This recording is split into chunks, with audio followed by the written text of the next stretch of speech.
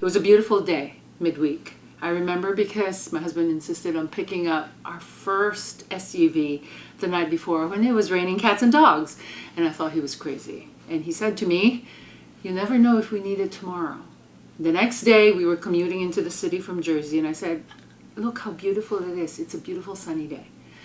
An hour later, he calls me on the phone. He was working 2 blocks away with a window view at that time and said, "My God, plane just hit a tower of the World Trade Center."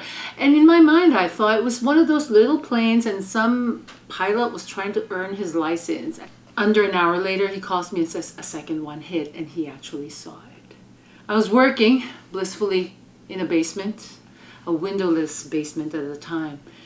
And when that happened, I ran to my program manager who had a TV in her office and said, "Something's happening, please look."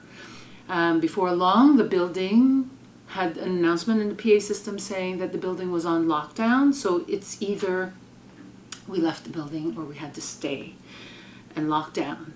Our manager spoke to us at that time and we did our work. Sometimes, in crisis, autopilot is really a good thing. You don't realize that Manhattan is an island until you're stranded, right? But I think everybody appreciated the work that we did, and I think more than anything else, we appreciated that the sanity that the work gave us, that we were still doing meaningful work in times of crisis. My takeaway is we should all be generous with each other, really.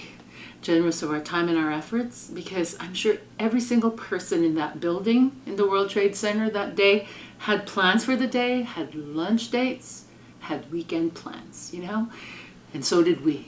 But little did we know that however good those plans were, there were other plans in store for us. And 23 years later, it still feels like yesterday.